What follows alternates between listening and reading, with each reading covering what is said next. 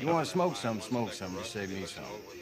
Nah, I don't need to trip out on no acid. My booze don't need nobody. Whoop, whoop. Here I come. Oh. Here I come. Oh.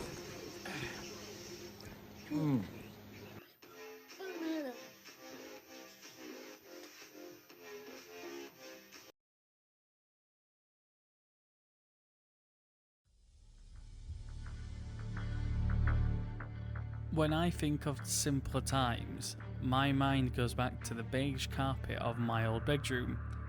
It wasn't just any carpet though. Unbeknown to most, this carpet had been through many battles and stories of courageous victory. Both heroes and villains would form alliances, no matter what their background or past was. Over the years, some of these heroes and villains may have been swapped out for newer characters, but nonetheless, the scales of these battles would grow and these tales remained the same. The pure, unfiltered feeling of happiness that was derived from playing with action figures in my youth is one of the most unique feelings I've ever encountered in my life. It tapped into something that could provide hours of fun, my imagination. Whilst it might be a bit frowned upon now to pick up those action figures again, and explain why Spider-Man needs to team up with Mr. Incredible to my girlfriend, something did come along that enabled everyone to channel that wholesome feeling once again.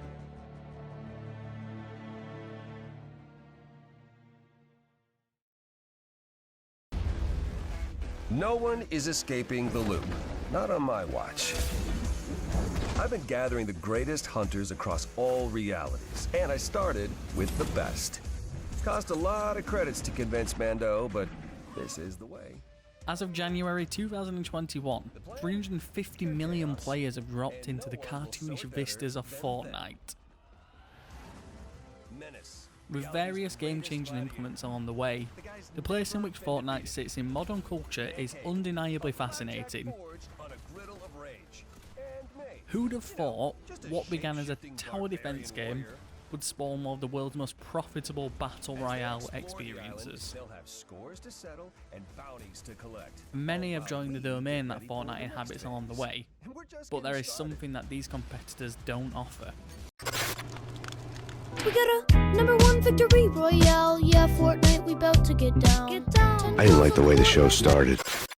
Fortnite is so much more than a memeable entity, and I can't deny that I haven't engaged in the game's always evolving meme culture. Listening to Chug with you as I'm late to a frightening degree, or as Jeff from JumpCut Play would say, I have Fortnite bop syndrome. I mean, I can't deny it, it kind of low-key slaps. Nonetheless, for all the mockery of the game and some of its younger audience may endure, I have to say that Fortnite really isn't that bad.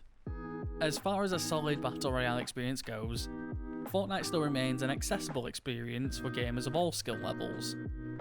Rival titles like Warzone understandably pose a certain level of intimidation for newcomers, with the game already populated by multi-decade fans of the series. With a simplistic building system that offers mastery if you wish to achieve it, Fortnite's bread and butter of gameplay, which lies basically within run, hide and shoot, is welcoming enough to encourage further gaming. The element that makes this special for me, however, lies within the game's unheard approach to brands and IP. Is there another game out there where I can play as John Wick, with a team composed of Sarah Connor, the Mandalorian and Tron Legacy characters? If so, drop me a message on Twitter. Fortnite has somehow become an industry hub for interaction and marketing across an incredible range of licensed properties. For me, I think this new movement became more prominent with the release of Avengers Endgame and Tenet. All around me are familiar faces, worn out. I mean, I certainly wasn't expecting to see the newest trailer for Christopher Nolan's high-budget adventure in the sunny skies of Fortnite, let alone seeing the game host a Travis Scott concert.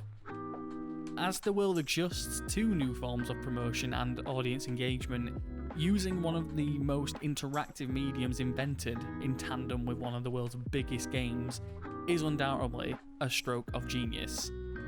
Conversely, this does pose questions as to whether such a consumer-focused approach to Fortnite's large youth-based audience is a positive thing. That being said, the way I see it, Fortnite's in-game store has just become the new Toys R Us, selling your favourite characters with bonus accessories too. According to Business of Apps, Fortnite's player base has a 62.7% range of players aged between 18 and 24.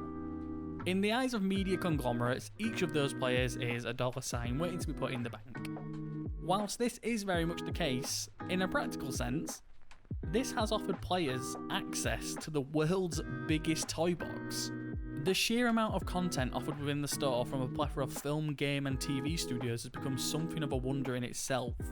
This cross-brand approach has started to influence the game's loose narrative, with this most recent season taking some basic story notes from Disney's The Mandalorian. It isn't an entirely new concept to include characters from famous realms of pop culture.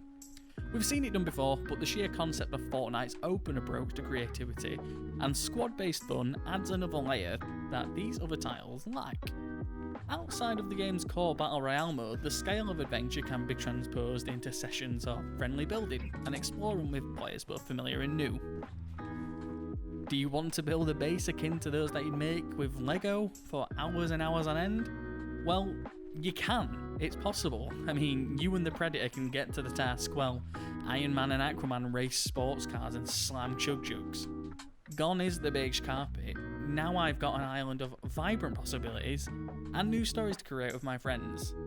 I don't think it's people like myself either that are getting a nostalgia hit or benefiting from this growing toy box that Fortnite offers. Younger players can communicate and get together through their favourite characters and stay connected, even if we can't do it in the traditional sense right now. Whilst play dates may be on hold in person, Fortnite has got the toys ready and raring to go. What does the future of Fortnite's growing marketing hub hold in store? The norms of what we could consider traditional promotion are shifting more than ever, and it wouldn't surprise me if we begin to see more than just film trailers and concerts take the spotlight. Who knows? Maybe I'll see you on the battlefield for the premiere of a Martin Scorsese film in Fortnite. Let's see.